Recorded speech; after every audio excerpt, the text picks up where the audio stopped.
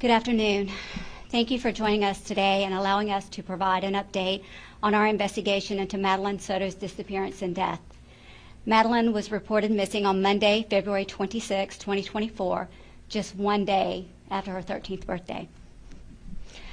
Since then, our investigation has been relentless, fueled by the unwavering commitment to uncover the truth.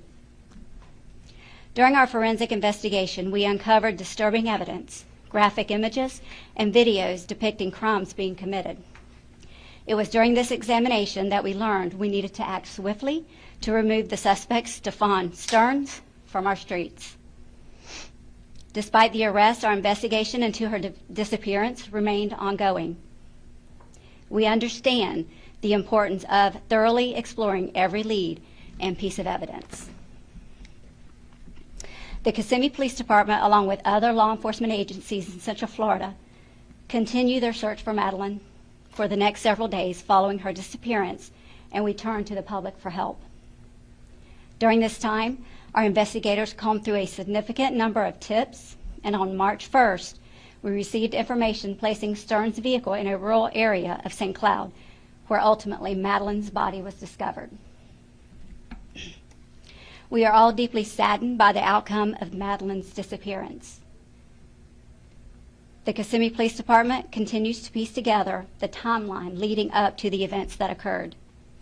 I want to address some questions we are receiving from the media in everyone's effort to keep the community up to date on this tragedy. At this time, Stearns is facing a total of 60 charges related to our investigation. This includes sexual battery, lewd and lascivious molestation, and unlawful possession of materials depicting sexual performance by a child. These charges reflect the meticulous work of our law enforcement community. Our detectives also are working closely with the State's Attorney's Office for the 9th Judicial Circuit and the Medical Examiner's Office on the investigation. Death investigations are complex. Tasks like forensic analysis and thorough interviews are crucial and require careful attention. It is vital to address these misconceptions in the pursuit of justice while preserving the integrity to the case. During an investigation such as this one, we gather additional information from individuals close to the deceased. Each person interviewed is treated as involved until proven otherwise. This is a standard protocol to ensure all the facts are uncovered. During our investigation, we have interviewed many individuals. Each interview has been vital to our understanding of the case. We are reviewing all of the information we received and are following up on every lead. Attention to detail and the diligence are the most important aspects of this investigation. We are committed to transparency and will provide updates when possible. Madeline's story has touched the hearts of many. Rest assured, our department is diligently working on the investigation, and while we appreciate the public's interest, we must prioritize the integrity of the investigation. We appreciate your support and understanding as we gather the facts. We intend to release additional information in the future, providing more details that we do not compromise the ongoing investigation. We vow to do everything in our power to ensure Madeline's memory is honored with justice. Our detectives are dedicated to pursuing every lead, uncovering every fact, and holding those responsible accountable. Now I will open it up for any questions. Chief, I have a question. We know that you're working behind the scenes during this investigation to make sure everything is in order, but what can you tell us new today that we don't already know? I don't have anything new that you don't already know, other than our detectives are working tirelessly day in and day out to ensure, all the facts are uncovered in this investigation. Chief Holland, is the mother a suspect or a person of interest in this investigation? And also with the videos that you uncovered, is there any evidence of the mother's involvement on any of these videos? So everyone that was close to Madeline is considered suspect until we have proven otherwise. Chief, how close are we able to know what actually happened to Madeline Soto? Well, this is a very sensitive and, it's very intricate. We want to make sure that we uncover every single fact and all the evidence before, we don't want to put a timeline on it, basically, because the detectives are very meticulous in what they do, and we want to be sure that everything is uncovered that possibly can. Chief, can you release any information about the manner in which Maddie died at this point? No, ma'am, we are still waiting on the medical examiner's report. Chief, do you believe Maddie was killed inside of the family's home or somewhere else? We're still uncovering all of those details. I'm not going to speculate on that until we have the facts. Chief, can you tell us if Stephen Stearns acted alone in all of this? We're still uncovering all the evidence. I don't want to speculate whether he was or not. We will wait until the investigation, is completed to make that determination. Has Stephen Stearns said he acted alone, or what has he said in interviews with you? Since we know he's in jail. Yes. What has he told you about other people's involvement, if any? He has invoked his right to a lawyer, so we have not spoke with him. Chief, Is there any time that you can expect an update for us? The public is asking every single day, and we understand that you're working on the investigation, but we would like to give them something. I don't want to rush my detectives. I think it's paramount that they take their time. And, Mr. Stearns is not going anywhere. He's in jail and he's going to be there for a while. So my detectives, I want them to be, just look at every single detail and make sure. But I don't want to give a timeline at this point. Chief, you mentioned you're working closely with the medical examiner. What does that relationship kind of look like, and what information are they able to release to you before that exam is complete?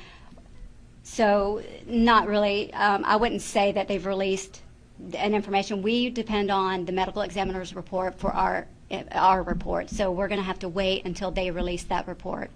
Chief, do you believe there are any additional victims? No, it appears that this all was isolated to the home. Chief, I'm still trying to get a sense of things. Do you still feel like you have more questions than answers at this point? I think our questions are being answered slowly but surely. For the integrity of the investigation, we have to, keep things close until such time as we hold those accountable for her death. Chief, do you feel like this is taking longer than it should because Stearns is not speaking? No, I just think that, sometimes these investigations are just very lengthy. We know that he is in jail and he is not going anywhere. So the detectives are just making sure they cross the T's and dot their I's. They want to put together, a foolproof investigation. Chief, is the mother and the family members being cooperative and answering questions? Have they lawyered up? And also the father of Madeline, who is not a Florida resident, is he a part of this investigation, or at least being asked questions? We have interviewed, all those family members that are close. Mother has cooperated. She did give us an interview.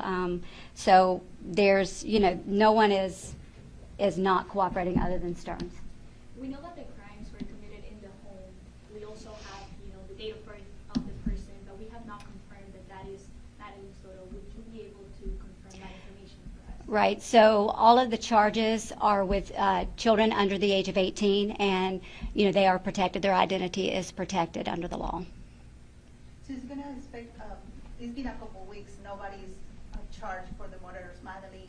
Nobody knows exactly what happened to Madeline.